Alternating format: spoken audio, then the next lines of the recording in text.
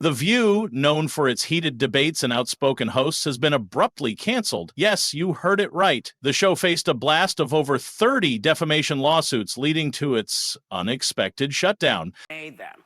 But can't be because I'm a woman, but perhaps they did not like my politics. Yeah. Central to the controversy is co-host Whoopi Goldberg. Her outspoken nature, once a hallmark of the show, has recently led to multiple legal challenges. One notable incident involved a Staten Island bakery, Holterman's. Goldberg alleged on air that the bakery refused her service due to her political views. The bakery refuted this, stating mechanical issues prevented them from fulfilling her order. This led to public accusations of defamation against Goldberg by local officials. I should tell you, Charlotte Russe has no political leanings.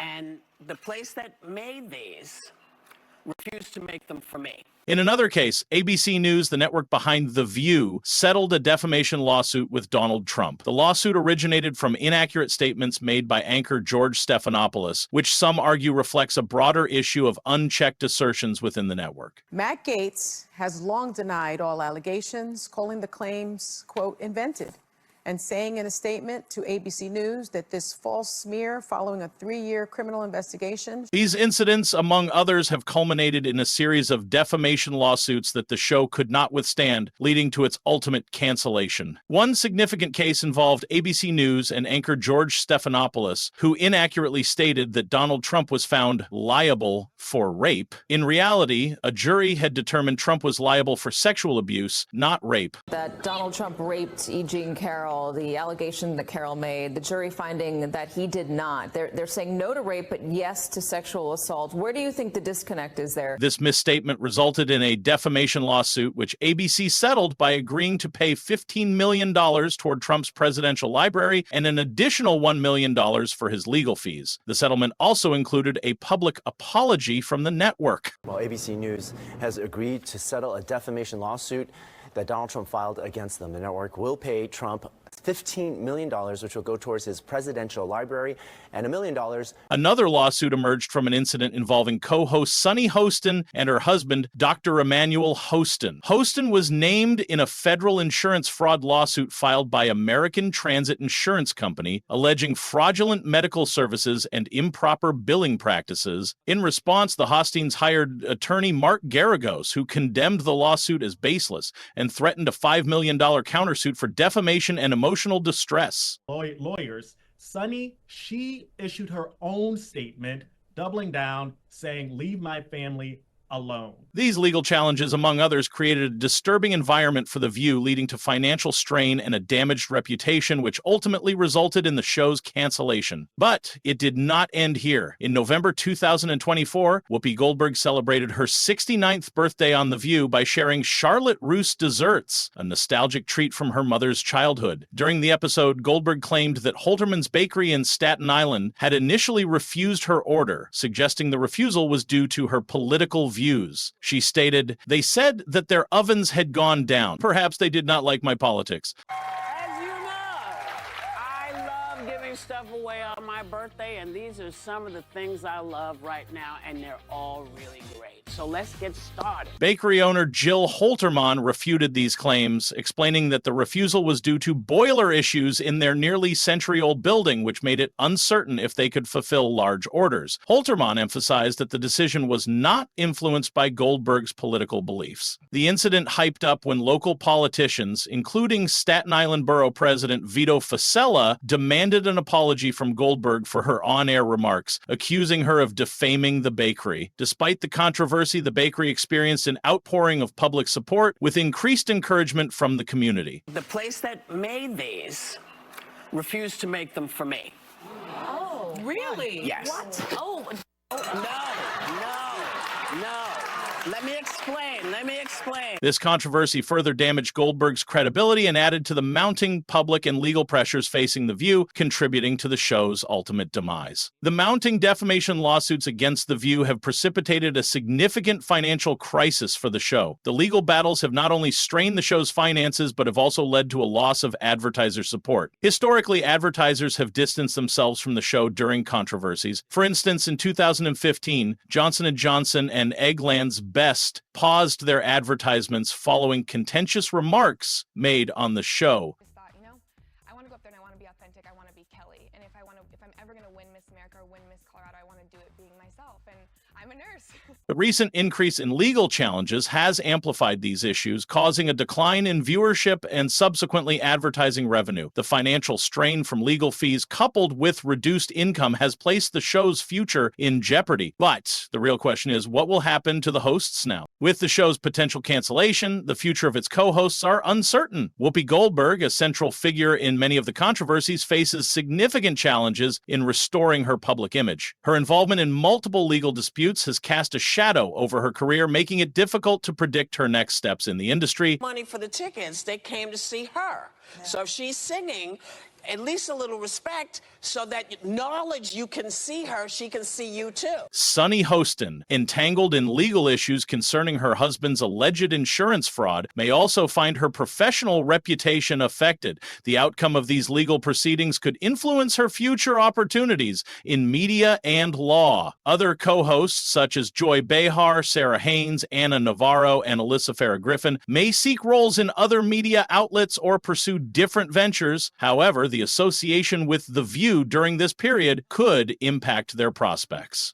This is not a normal inauguration. No. This is not a normal person. Why do they go as if this is a normal inauguration? It's not. The recent surge in defamation lawsuits against media outlets, exemplified by the cancellation of The View, underscores a critical need for introspection within the media industry. This trend highlights the delicate balance between free speech and responsible journalism. High-profile cases such as ABC News' $15 million settlement with Donald Trump over inaccurate statements made by anchor George Stephanopoulos have sent shockwaves through newsrooms nationwide. This settlement not only had financial consequences, but also raised internal debates about journalistic integrity and the potential effect on investigative reporting. The network agrees to pay $15 million as a charitable contribution to Trump's presidential library. Similarly, the defamation lawsuit involving The View co-host Sunny Hostin and her husband, Dr. Emmanuel Hostin, has drawn attention to the personal and professional risks associated with on-air commentary. The lawsuit, filed by American Transit Insurance Company, alleges fraudulent medical practices, leading the Hostins to counter with claims of defamation and emotional distress. This case exemplifies how statements made in the media can have profound legal and personal consequences. The View co-host Sunny Hostin's husband, Emmanuel Hostin, has been accused of federal insurance fraud. These incidents serve as a wake-up call for media professionals to exercise due diligence in their reporting. The line between opinion and defamation is thin, and crossing it can lead to significant legal and financial ramifications. So the question remains, what happens next? The media landscape is at a crossroads. To navigate this complex environment, media organizations must implement strong fact-checking protocols and provide comprehensive training on defamation laws to their staff. Emphasizing accuracy over sensationalism is important to maintaining credibility and avoiding legal pitfalls. Moreover, the rise of strategic lawsuits against public participation, SLAPP suits, adds another layer of complexity. While these lawsuits can be used to intimidate and silence critics, they also highlight the necessity for media outlets to ground their reporting in verifiable facts to withstand legal inspection. In this evolving landscape, the media must adapt by fostering a culture of accountability and precision. By doing so, they can continue to serve the public interest while reducing the risk of defamation claims.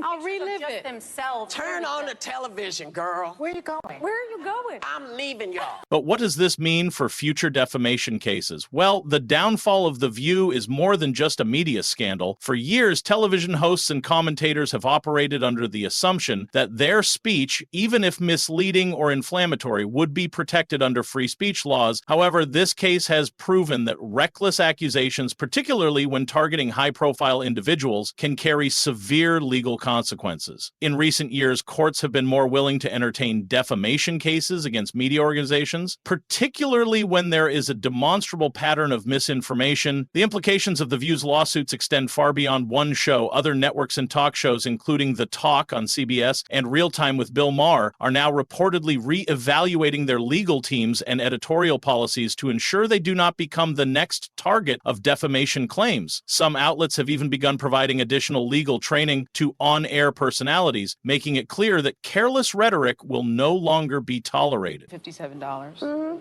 I'm going to take as many selfies as I want if I paid $757. I'm sorry, just me. Figures like Joe Rogan, Elon Musk, and Donald Trump have already demonstrated their willingness to sue when they feel misrepresented, but this could pave the way for even lesser-known individuals to challenge major networks in court. While The View's legal downfall played out in court, another battle was seen online. Social media users were quick to react to the show's cancellation, with many celebrating what they saw as long overdue accountability. Many pointed out that The View had long engaged in inflammatory rhetoric without consequence, and they saw this as justice finally being served. On the other side, supporters of The View claimed the lawsuits represented a dangerous attack on free speech, arguing that public figures should be able to engage in political discourse without fear of litigation. With The View officially shut down, industry insiders are left wondering, is this the beginning of the end for opinion-based talk shows? For decades, daytime talk shows like The View survived on a simple formula: mix political commentary with drama and confrontation to keep audiences engaged. Well,